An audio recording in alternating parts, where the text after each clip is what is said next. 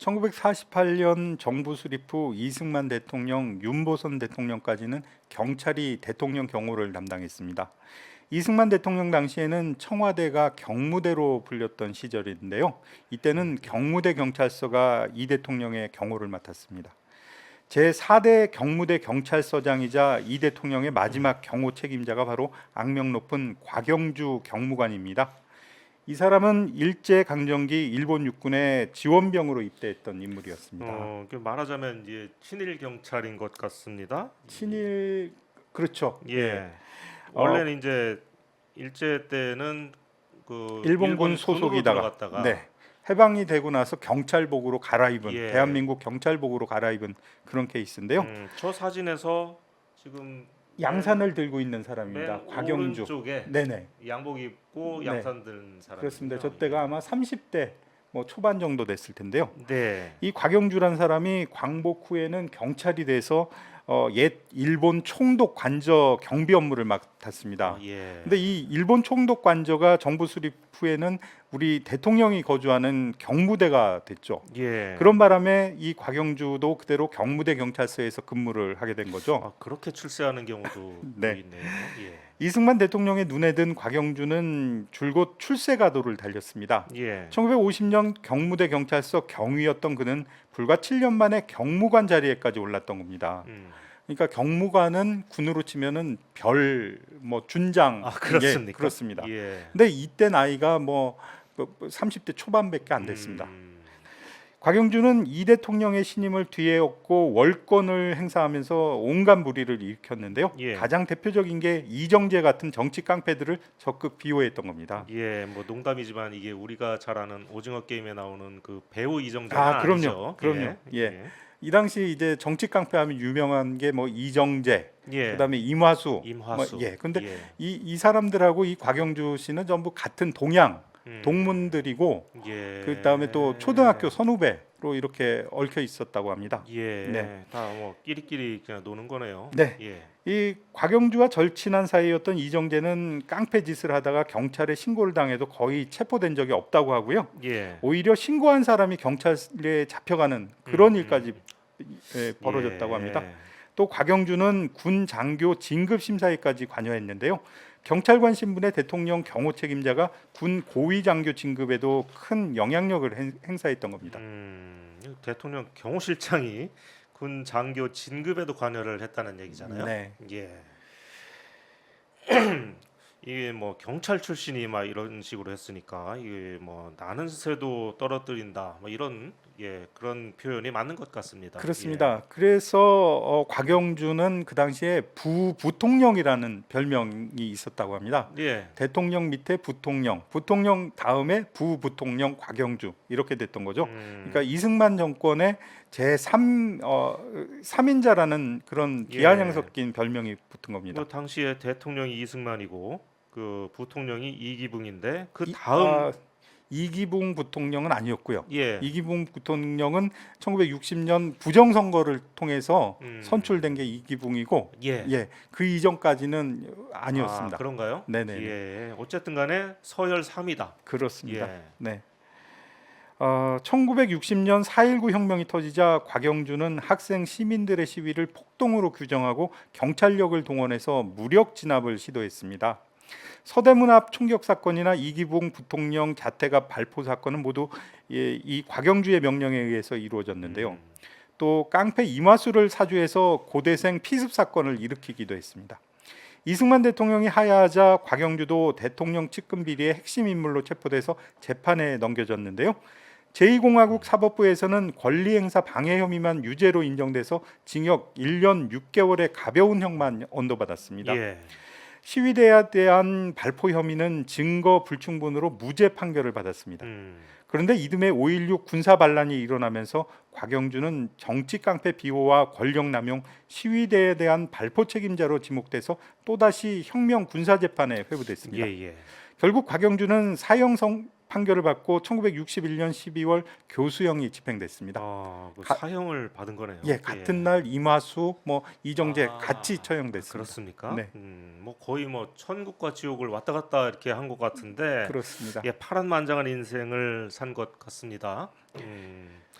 좌우간 이 이승만 대통령 때까지는 그 자유당 정권까지는 경찰이 대통령의 신변 경호를 맡았다는 그런 얘기잖아요. 네. 그러면 그 다음에는 어떤 변화가 좀 있었나요? 네. 4.19 혁명으로 출범한 제2공화국 당시에도 여전히 경찰이 대통령 경호를 담당했습니다. 예. 다만 경무대 경찰서가 폐지되고 새롭게 대통령 경호대가 발족했습니다. 그러니까 4.19 혁명 다음에 윤보선 정권이 들어섰잖아요. 그렇습니다. 예. 네. 이때 대통령 경호대는 경감을 대장으로 하는 60명의 경찰관들이 대통령 관저 즉 경무대로 파견돼서 대통령을 경호했습니다. 예. 4.19 혁명 이후 사회 분위기는 이승만 독재의 상징이던 경무대라는 명칭을 계속 사용하는 것에 대해서도 거부감이 심했는데요. 결국 1961년 1월 1일자로 경무대는 청와대로 이름을 바꾸게 됩니다. 아, 이때부터 청와대가 네. 됐군요. 예. 이에 따라 대통령 경호대도 그 이름을 청와대 경찰관 파견대로 바뀌게 됩니다. 예. 이때의 특징 중에 하나가 대통령을 경호하는데도 많은 제재가 따랐다는 건데요. 경호에도 폭력적인 부분을 최대한 억제하려는 사회 전반의 분위기 때문에 취임 후 처음으로 부산을 방문했던 윤보선 대통령의 경호 경찰관들이 비무장 상태로 있었다는 신문 기사를 찾아볼 수 있습니다.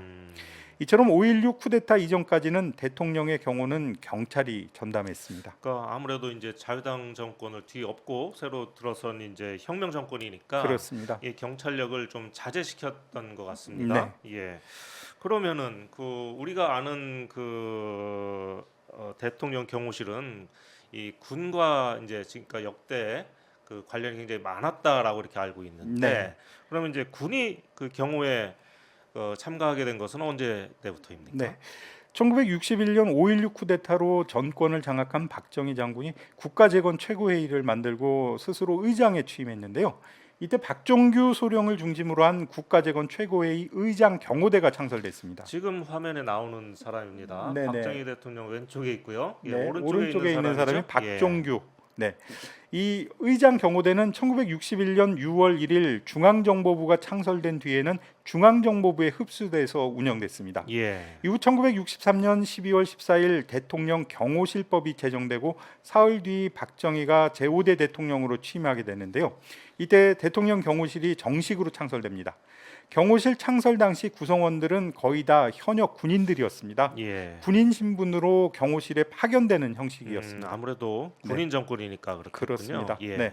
초대 경호실장에는 육군단 작전참모로 5.16 쿠데타에 깊숙이 가담했던 홍종철 육군준장이 군복을 벗고 경호실장으로 취임했습니다. 홍종철이요. 그렇습니다. 예. 나중에 뭐 문교부 장관까지 하는 그렇습니까? 사람인데요. 예. 예.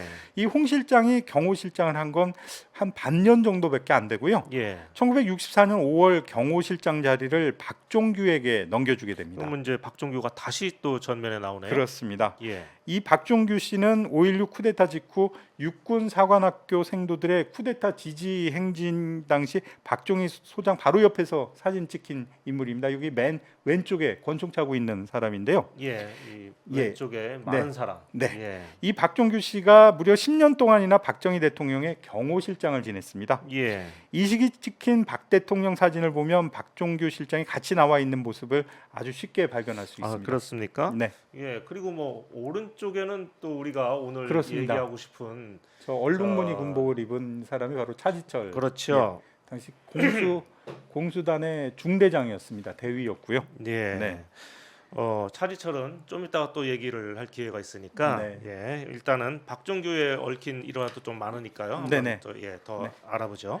이 박종규 씨에 대한 일화가 굉장히 진짜 많은데요. 네. 한 번은 박정희 대통령이 전남 지역 그 시찰을 갔는데 이춘성 당시 전남지사가 박 대통령에게 라이터로 담뱃불을 붙여주는데 불길이 갑자기 치솟아서 박 대통령이 흠칫 놀랐다고 합니다. 예, 우리가 라이터를 켜다 보면 이제 불이 확 붙어버리는 그런 경우가 있죠. 그렇습니다. 예. 이후에 박 실장이 이 지사를 따로 불러내서 폭행을 가했는데요. 네. 각하를 놀라게 했다는 이유에서였다고 합니다. 이렇게 박종규 경호실장은 수틀린다 싶으면 장관이나 도지사라고 해도 정강이를 걷어차기 일쑤였습니다. 대통령의 목숨을 책임진다는 미명 아래 무소불위의 권력을 휘둘렀던 겁니다. 그러니까 도지사를 불러다가 조인트를 깠다는 거잖아요. 네, 그 그렇습니다. 쉬운 말로. 네. 예. 그때 도지사는 뭐 지금처럼 이렇게 선출직이 아니었죠. 임명직이었죠. 예. 네. 아무리 그래도 그렇지 요즘 유행하는 일국의 네. 이 도지사인데 장관, 네, 예, 일국의, 어떻게 예, 이렇게 할 수 있는지 모르겠습니다. 예, 예. 그런 시대였고요. 이 박종규 실장의 별명이 피스톨 박이었습니다. 예. 네. 그러면은 네. 권총을 잘 썼습니까? 실제로 우리나라 그 사격이 국제적으로 좀 아주 인정받게 된 데는 이 박종규 씨 역할이 지대했다고 아, 알려져 그렇습니까? 있습니다. 네, 예. 지금 태능 사격장도 예. 이 박종규 실장의 작품으로 알려져 있습니다. 아, 네. 근데 1974년 8월 15일 이런 별명을 무색해하는 일이 일어났죠. 바로 유경수 여사 그 피격 사건인데요. 예, 그런 일이 있었습니다. 네. 예. 권총을 지닌 암살범 문세광을 제대로 수색도 하지 않고 기념식장으로 들여보냈고 휘하 경호관이 문세광과 총격전을 벌이다가 실수로 여고생 합창단원 장봉화 양에게 총을 쏴 사살하는 어처구니 없는 일이 벌어진 겁니다. 예. 또 스스로도 저격범 앞에서 권총을 떨어뜨리는 어이없는 실수를 저지르기도 했습니다. 경호 실장인데 그렇습니다. 그, 네.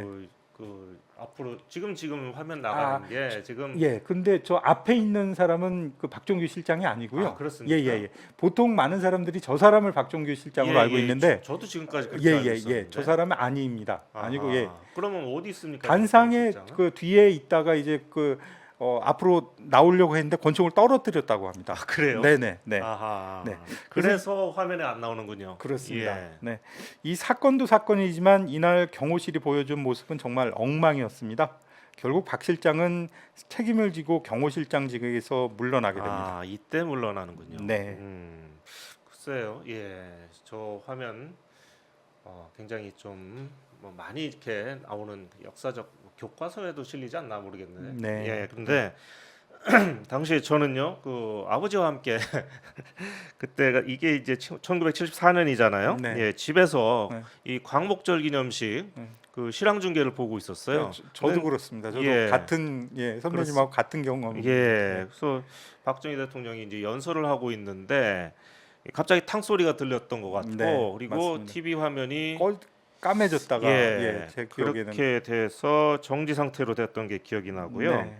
전 그 당시에 대전에 살고 있었는데 아버지 손을 잡고 그 도청에 가서 충남 도청에 가서 분향소에 가서 이렇게 절을 했던 그런 기억도 그렇군요. 납니다. 그러니까 이 아무튼 간에 이 무소불위의 이 권력자도 사실 속을 까보면 별게 아니다 이런 얘기를 지금 우리가 하고 있는 것 같은데요. 네. 지금 그래서 지금 제가 듣기로는 저 단상 그 연설 때 그 뒤로 박정희 대통령이 네, 숨었다 네. 그렇게 알고 있는데 네.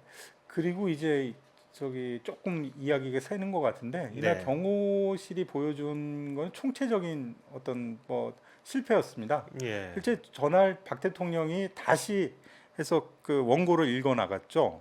근데 이제 원래 저 경호처가 제대로 했다면 일단 그 자리에서는 대통령을 피신시키는 게 맞다고 그렇죠. 그런데 그렇습니다. 저 일이 있고 난 뒤에 암살범이 또 있을 수도 있지 않습니까? 다시 일어나서 원고를 네. 읽었어요. 끝까지 읽었습니다. 네네. 잘 이해가 안 가는데. 네. 예. 어쨌든 뭐 저 때는 그랬습니다. 예, 그런 일도 있었네요.